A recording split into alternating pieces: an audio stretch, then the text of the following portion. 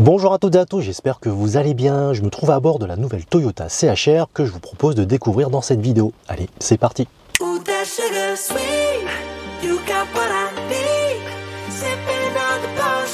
Pour ceux qui ne me connaissent pas, moi c'est Eric et je vous invite d'ores et déjà à vous abonner à ma chaîne.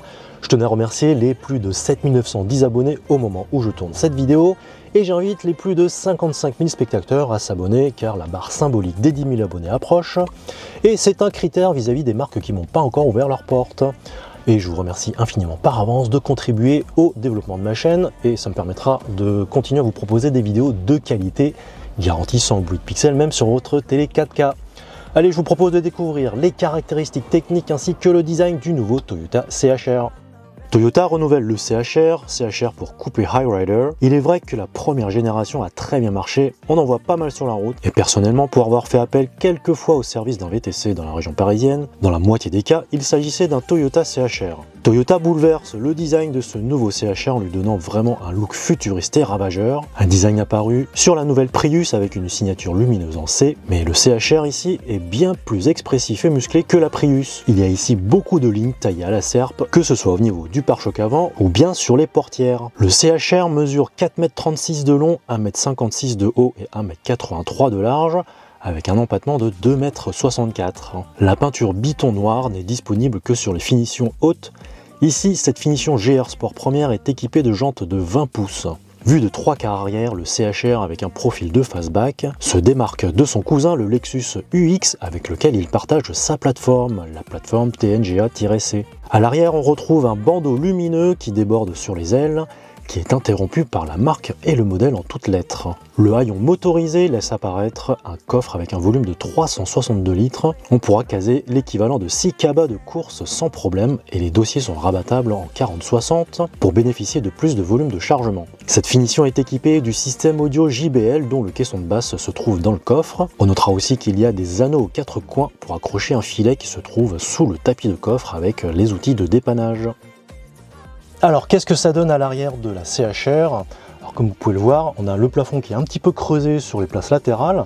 Alors je mesure un petit peu moins d'1,80 m et en fait si je m'assois bien au fond du siège et que je me redresse, et bien en fait je touche le plafond. Donc si on est un petit peu moins au fond du siège, on a les fesses à peu près au milieu du siège, et bien en fait ça passe très bien, c'est correct. Alors j'ai réglé le siège à ma position de conduite et comme je conduis assez près du volant, eh bien en fait moi j'ai pas mal de place au niveau des jambes, donc il n'y a pas de problème à ce niveau là. Quelque chose que j'avais aussi noté dans le Lexus LBX, c'est que derrière le dossier du conducteur on n'a pas de rangement, contrairement à la place côté droit. On a un petit rangement derrière le dossier du siège passager.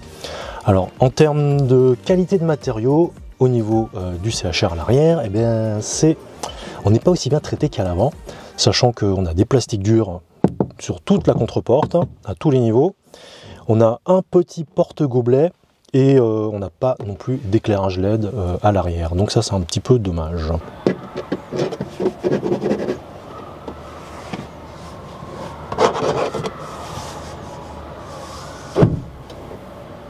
Sinon, les passagers vont bénéficier d'une prise USB-C là au milieu entre les deux sièges avant pour recharger leur tablette ou leur smartphone. Et on a un tout petit tunnel de transmission à l'arrière. Un autre point à noter, c'est qu'on n'a pas non plus d'accoudoir à l'arrière là entre les deux passagers. Ça c'est bon, un petit peu dommage pour un SUV coupé de cette catégorie là. Mais autrement, les sièges sont bien dessinés, on est bien maintenu, c'est un petit peu creusé sur les places latérales. Et voilà, toujours d'Alcantara au milieu et du simili-cuir, c'est confortable à l'arrière. Alors sur cette finition GR Sport Première, on dispose du toit vitré panoramique. Et bien ce qui est sympa, c'est qu'en hiver, avec un peu de soleil, ça va réchauffer l'habitacle. Alors par contre, en été, ça risque d'être une fournaise. Par contre, c'est vraiment très sympa parce que ça donne plus de lumière à bord du CHR. Alors il y a une chose à savoir quand on est à bord du CHR, c'est que comme les poignées sont rétractables, et c'est quand le véhicule se verrouille, moi ça m'a un petit peu surpris au début, je comprenais pas ce qui se passait, et en fait c'est le poignet qui se rétracte. Donc c'est une chose qu'il faut savoir quand on monte à bord de la CHR. Voilà ce que ça donne quand ça se verrouille. Donc voilà, c'est un petit peu surprenant au début, mais bon, après on s'y fait. Alors me voilà au volant du CHR. Alors on voit que c'est une finition sportive grâce au sigle Gazoo Racing. On a un très joli volant gainé de cuir perforé avec des surpiqûres tout le long, tout le tour. On va retrouver des touches de rouge aussi au niveau du pommeau de levée de vitesse. Au niveau là de la coudoir, de chaque côté, hein, on va avoir des surpiqûres rouges et aussi au niveau des sièges. Tout le long, tout le long, tout le long, tout le long. Là aussi au niveau de l'appui-tête. Alors du coup le siège il est très bien dessiné, il a donc du cuir perforé là sur les côtés, de l'alcantara au milieu. L'assise est plutôt ferme mais c'est la vocation sportive de cette finition, mais c'est confortable. Alors pour en revenir derrière le volant, on a au niveau du volant des touches, là, tout ce qui est ADAS, là pour tout ce qui est multimédia. Là, pour régler tout ce qui est instrumentation derrière le volant, mais on peut aussi décrocher au niveau, si on reçoit des coups de fil, là pour régler le volume sonore de la musique. Là, ce que vous voyez, c'est un détecteur de fatigue. Là, c'est l'appareil photo qui voit que ça clignote, mais en vrai, on ne voit pas que ça clignote. Donc, ce sera pour surveiller votre vigilance, si vous êtes fatigué ou pas. Alors, tout ça pour vous dire que les alertes sonores ne vous cassent pas les oreilles. C'est des alertes sonores qui sont assez feutrées et pas très forts non plus, donc ça va à ce niveau-là. Donc pour l'instrumentation numérique, on aura la possibilité d'avoir 3 affichages qu'on pourra paramétrer. Ça c'est vraiment super sympa, donc moi j'ai paramétré de cette manière-là. Donc 3 parties paramétrables, la partie de gauche, au milieu et la partie droite. Donc on pourra aussi afficher des informations sur votre score d'éco-conduite, le temps de parcours de vos trajets. Là j'ai mis donc l'aide à la conduite au milieu, donc le taux de conduite en électrique. Alors là, comme j'ai une version 4 roues motrices, eh bien on peut voir aussi comment se comporte le véhicule, si c'est plutôt l'avant ou l'arrière, ou l'avant et l'arrière qui vont motricer. Ça c'est vraiment sympa je trouve. Un autre affichage, donc là j'ai mis la consommation en moyenne et là le temps de parcours. Donc après avec le bouton OK du volant, eh bien, on pourra venir régler, changer toutes ces vues comme on voudra. Donc voilà, on aura aussi bien sur le côté gauche ou côté droit, on aura les mêmes informations qu'on pourra mettre, et au milieu on aura la possibilité donc de mettre soit la carte, l'aide à la conduite, il y a aussi les paramètres. On pourra revenir régler plus de choses. Voilà, là c'est tout ce qui est aide à la conduite, l'affichage tête haute que je vais vous montrer tout à l'heure. Voilà, donc on est très bien équipé sur cette version d'essai. Et c'est ici qu'on pourra encore régler encore plus de choses. On pourra changer aussi le style de l'affichage. Ça se trouve dans le type de cadran. Voilà, contour, système hybride ou contour. On pourra changer comme ça. Il y a aussi la possibilité de changer le style, voilà, du compteur. Intelligent, décontracté. Donc vraiment sympa, je trouve, qu'on puisse changer de style. Voilà, comme ça on ne s'ennuiera pas au volant du CHR. Alors là on peut repasser sur différentes vues. Voilà, c'est vraiment très sympa, très bien réalisé. Ensuite, classique, commodo à gauche et à droite pour les clignotants, à droite c'est pour les essuie-glaces. Ensuite, on pourra régler le volant, là, il y a une petite manivelle sur le côté pour régler en profondeur et en hauteur. Donc comme vous pouvez le voir, je l'ai réglé au plus profond et au plus haut pour ma conduite. C'est comme ça que je conduis. On aura sur le côté, là, pour les phares automatiques, on pourra ouvrir le coffre ou bien la trappe à carburant. Ensuite, sur la partie de la portière, là, on a une présentation qui est correcte, même si c'est des plastiques durs, c'est bien présenté. Là, on a des beaux matériaux sur la contreporte. Là, c'est moussé. Là, on a un bandeau LED. On pourra changer suivant l'éclairage qu'on voudra, suivant pas mal de couleurs. Là, on a de l'alcantara. C'est très bien réalisé. Je trouve que c'est vraiment très quali. Là on a un petit vide-poche. On pourrait y mettre une bouteille d'1 litre, hein, ça passe facilement, j'en avais mis une tout à l'heure. 1,5 litre ça va être un petit peu compliqué je pense. Hein. Alors ensuite on a l'info divertissement, une très belle diagonale, une dizaine de pouces. Franchement rien à dire, si on connaît bien le système de chez Toyota ou bien de chez Lexus, bien c'est quasiment la même chose, c'est fluide. Donc là on a du CarPlay et de l'Android Auto. En termes de fluidité, franchement non, il n'y a vraiment rien à dire à ce niveau-là. Pour vous dire que le système audio qui est à bord de cette version d'essai est de la marque JBL. Là-bas on le voit là-bas. Et d'ailleurs si vous voulez avoir un aperçu, allez voir sur mon compte Instagram, je vous donne un petit aperçu parce que là je ne peux pas vu que je vais me faire striker par YouTube. Là on a donc les aérateurs, donc pour les fermer et pour les ouvrir, là c'est ouvert, et pour tourner, il faut tourner d'un quart de tour pour fermer les aérations. Là aussi pareil, un petit bandeau LED. Le bloc d'instrumentation pour la climatisation, voilà, tout se passe ici, hein. Il n'y aura pas d'affichage hein, sur l'écran d'infodivertissement, tout est regroupé ici. Donc sur ce modèle, il y a les sièges chauffants, le volant chauffant en dessous. Voilà tout ce qu'il y a de plus classique, hein, je dirais. En tout cas, c'est pratique et puis c'est assez qualitatif. Hein, quand on appuie sur les boutons, aucun souci. Voilà. Là c'est pour avoir la caméra de stationnement, donc on a une vue en 3 dimensions, et d'ailleurs quand on manœuvre on peut voir le véhicule en transparence, et un point à noter c'est que la qualité de la caméra est vraiment très bonne, c'est aussi bien que chez Lexus, donc ça c'est un très bon point aussi.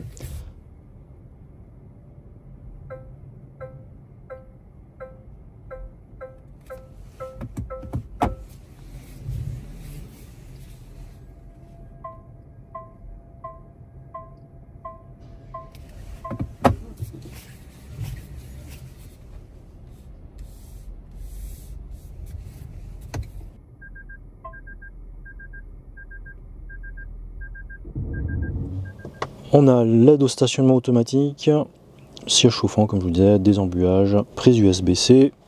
Là on a un emplacement pour recharger son smartphone par induction. Donc le levier de vitesse, 2 portes gobelet. La petite subtilité là sur la boîte de chez Toyota Lexus, et bien pour passer en mode D, donc comme c'est indiqué sur le fléchage, il faut pousser sur le côté. Là on est en neutre. Et donc pour passer en drive, il va falloir pousser sur la gauche et vers le bas. Comme ça, on va aller en marche avant. Et le mode B, c'est le mode brake. On va avoir du frein moteur par le moteur thermique. Ça, c'est quelque chose que je ne connaissais pas.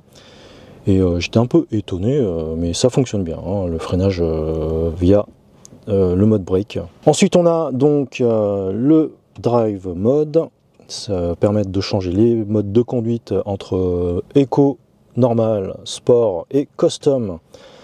Donc on pourra changer tout ça et on va voir ça sur l'affichage d'ailleurs.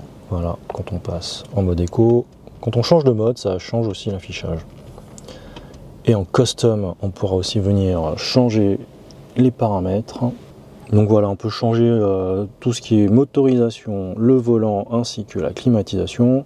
Alors tout ça pour vous dire que bon, sur une motorisation pareille avec la boîte CVT, je trouve que normal c'est déjà suffisant, hein. Pas besoin de plus, parce que le mode sport il fait un peu trop hurler le moteur thermique. Après bon le volant on pourra le mettre soit en normal ou en sport. Donc normal c'est vraiment très souple, et en sport c'est légèrement plus ferme. Moi je n'ai pas trop vu la différence. Après, en même temps, la vocation de ce véhicule, c'est pas vraiment du sport. Il faut vraiment rouler cool pour ne pas entendre le moteur thermique. Donc voilà pour la partie drive mode. On va avoir le bouton pour rouler un petit peu en électrique sur quelques kilomètres, vu qu'on a une petite batterie de à peu près 1 kWh. Le frein de parking, le bouton pour l'ESP et le bouton pour avoir du maintien en côte. Ensuite, on va avoir un accoudoir. Alors là, le bouton se trouve ici pour ouvrir. Et on a une bonne capacité là de rangement. À savoir qu'il y a aussi ce petit rangement là. Et on va avoir donc une prise allume-cigare et un port USB-C aussi dans la coudoir, ce qui va s'avérer être très pratique. Alors pour vous montrer la profondeur, voilà, j'ai mis ça à l'intérieur. Et sinon, on va pouvoir coulisser ça, voilà, de cette manière. Allez, je vous propose de voir côté passager, parce qu'en fait, je vous ai pas montré, mais en fait, on est plutôt dans un cockpit pour côté conducteur. Et on est plutôt bien installé. Et vous allez voir que sur le côté passager, c'est un peu différent. Ah, me voilà côté passager. Alors, comme je vous le disais tout à l'heure, eh bien, le conducteur, lui, comme un petit cockpit, un petit cocon, et bien là, le passager, en fait, il se trouve un petit peu à l'étroit, je trouve. Et d'ailleurs, ça gêne un petit peu là, ce côté-là. Alors, c'est bien que ce soit moussé sur la partie supérieure, mais partie inférieure, là, quand on pose le genou, eh bien, c'est du plastique dur. Et c'est un petit peu dommage à ce niveau-là. Donc, comme je vous le disais, donc, il y a un petit emplacement là. La boîte à gants, on pourra y mettre une bouteille, deux bouteilles d'1 litre, ça passera aisément.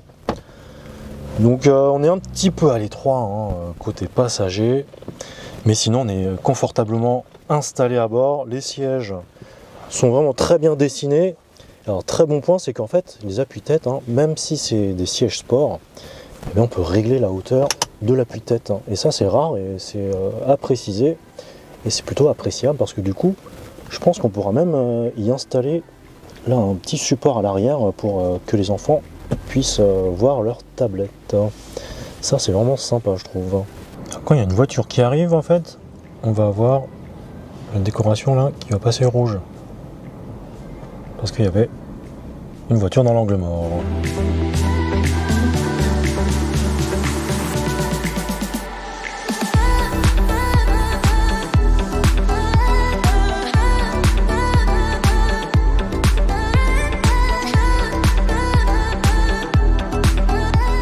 Sous le capot, on va avoir un moteur thermique et un moteur électrique. Pour la partie thermique, on a un 4 cylindres, un 2 litres 16 soupapes qui va développer aux alentours des 150 chevaux pour 190 Nm de couple. Le moteur électrique lui développe une centaine de chevaux pour un petit peu plus de 200 Nm de couple. Et comme c'est une 4 roues motrices, on va avoir un petit moteur électrique à l'arrière. Lui, il va développer à peu près une quarantaine de chevaux pour à peu près 80 Nm de couple. La puissance cumulée est de 197 chevaux et on sera pas loin des 200 Nm de couple. Le tout est accouplé à une boîte CVT, une boîte à variation continue typique de chez Toyota. Alors en termes d'agrément de conduite, pour avoir essayé le Lexus LBX la semaine dernière, ici on est sur un véhicule qui est quand même un peu moins bien insonorisé. D'ailleurs là je suis à 110 km/h, je suis déjà un petit peu obligé de parler un petit peu plus fort. Et donc moi j'ai préféré l'agrément de conduite dans le LBX parce que déjà c'est mieux insonorisé et on a moins cette impression d'avoir le moteur qui pédale dans la semoule quand on appuie un petit peu fort sur l'accélérateur. Ici sur le CHR, comme c'est moins bien insonorisé, on n'a aussi pas le même type de batterie. Dans le LBX, on a une batterie de type NiMH bipolaire qui est un petit peu plus puissante et donc un petit peu plus réactive.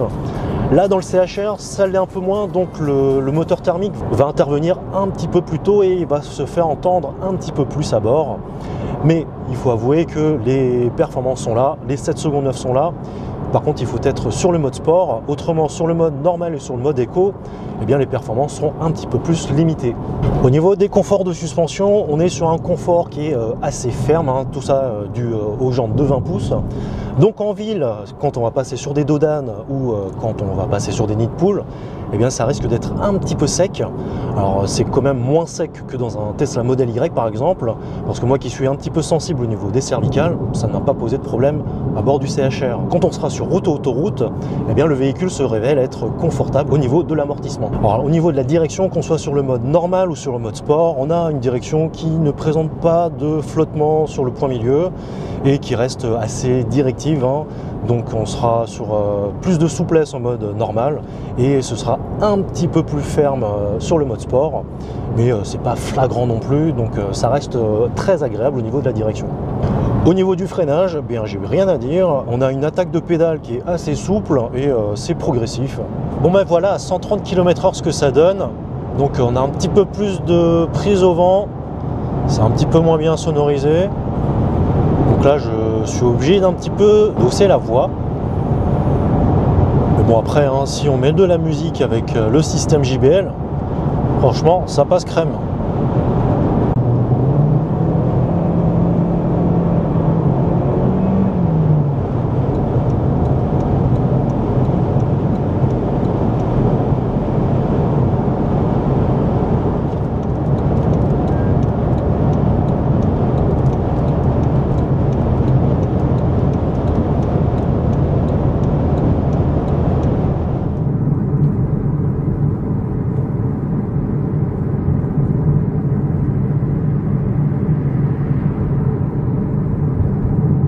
Alors ce que j'ai apprécié dans le Toyota CHR, eh bien tout d'abord son design extérieur hein, qui ne laisse vraiment pas insensible.